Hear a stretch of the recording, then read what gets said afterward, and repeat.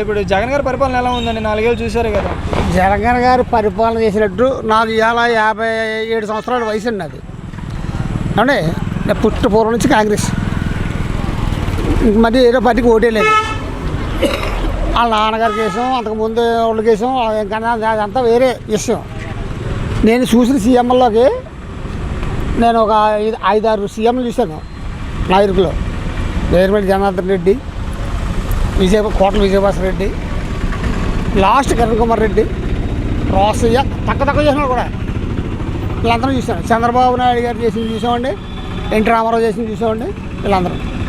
వీళ్ళందరికంటే కూడా ఈయన బెస్ట్గా చేస్తున్నాడని నా అభిప్రాయం. 1, 2 అంటే ఎవరో పేలాపలు పేలుతున్నారు ఏంటి మామూలుగా ఇతర పార్టీ వాళ్ళు.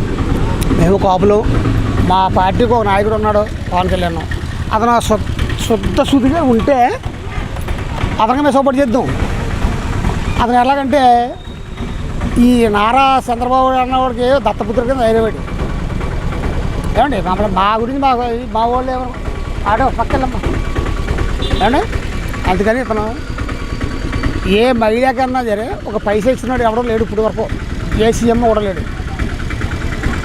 45 సంవత్సరాలు వచ్చిన వాడికి 15,000 ఇస్తున్నాడు. అంతకుముందు డోకరా 20 లక్షలు తెచ్చుకున్నా, 30 లక్షలు తెచ్చుకున్నా, 30 లక్షలు తెచ్చుకున్నా వాళ్ళకే డోకరా మాఫీ చేశాడు. ఏమండి రైతుకి ఏ రైతు కట్టాలని లేడు ఇవాళ. రైతు అప్పుడు ఆ గవర్నమెంట్ చూసుకుంటే అండి రైతులు వేల మీద లక్షల మీద ఉన్నారు. అంటే టీడీపీ గవర్నమెంట్లో వేల మీద లక్షల మీద.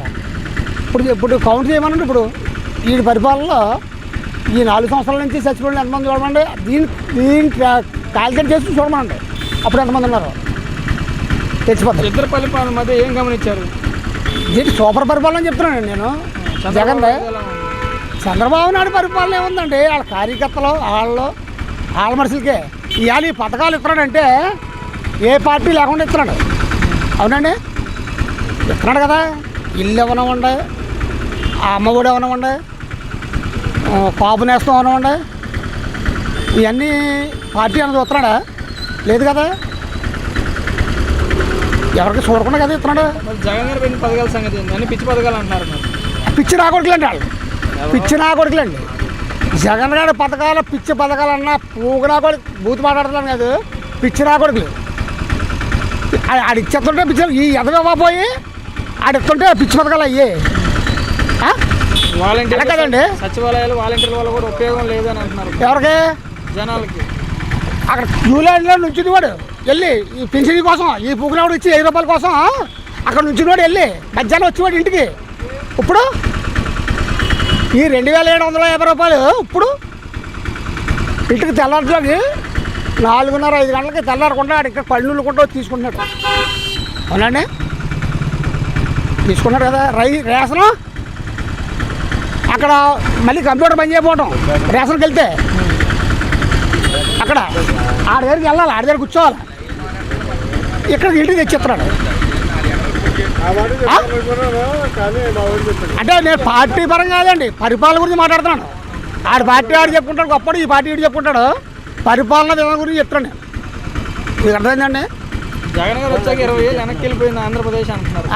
20 ఏళ్ళు వెనక్కి వెళ్ళిపోయిందండి. ఆ పూగులో కూడా 30 ఏళ్ళు ముందుకెళ్ళి చూడమనండి అన్నవాడిని. ఆ అన్నాలు అంజేవాడిని 30 ఏళ్ళు ముందుకెళ్ళి చూడమనండి. జగన్ గారు వచ్చి 4 ఏళ్ళని ఇప్పుడు రాజధాని ఏది ఫిక్స్ అవ్వలేదని ఎందుకు ఆడు ఎందుకు చెప్తాడు? ఆ పూగునే కొడుకు ఇచ్చేసి రాజధాని కాంగ్రెస్ వాళ్ళు కలిపి టీడీపీ వాళ్ళు కలిపి ఇచ్చేసి ఈడేం చెప్తాడండి? ఇప్పుడు అమరావతి కాదంటున్నారు, వైజాగ్ కాదంటున్నారు, ఇప్పుడు కర్నూలు కాదంటున్నారు. ఇప్పుడు వైజాగ్ ఏదని రాజధాని ఏదని అడుగుతున్నారు జగన్ గారిని. ఎవరండి? ప్రతిపక్షాలు అడుగుతున్నారు. ఏమని? రాజధాని ఏది ఆంధ్రప్రదేశ్కి ఏం చెప్పాడు జగన్? ఏం చెప్పాడండి? 3 రాజధానులు చెప్పాడు. పరిపాలనా విధానం అక్కడ అమరావతి, ఇదేమో న్యాయశాస్త్రం కర్నూలు అని చెప్పాడు. ఇప్పుడు ఒక్కదానికి కూడా శంకుస్థాపన చేయలేదు. మళ్ళీ శంకుస్థాపన వీళ్ళు అడ్డు పెడుతుంటే ఏం చేస్తాడండి? వీళ్ళు అడ్డు పెడుతుంటే ఏం చేస్తారు చెప్పండి? అయినా ఆగడు. వచ్చి మళ్ళీ గవర్నమెంట్ కూడా జగనే వచ్చి జగన్ కూడా ఆడే.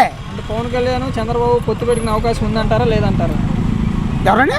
పవన్ కళ్యాణ్ చంద్రబాబు కలిసి అది పోటీ మనం చేసే ఏం అవకాశం. చెప్పగలం అంటే మరి మనం వాళ్ళ ఒకటాయి ముందుసారి అయ్యింది, మొన్న అవ్వలేదు, పేలేవాడు, సింగిల్ సీటుకి పరిమితం అయ్యాడు పవన్ కళ్యాణ్. మరి ఎలా కలుస్తారో మరి ఏదన్నది మనం ఏం చెప్పలేము. 2024లో ఎవరు ముఖ్యమంత్రి అయితే బాగుంటుంది అంటారు? ఎవరంటే మేము చెప్పేది ఏంటంటే ఇప్పుడు పరిపాలన బాగుంది కాబట్టి జగన్ అవుతేనే బాగుంటుందని చెప్తున్నాండి. ఓకే.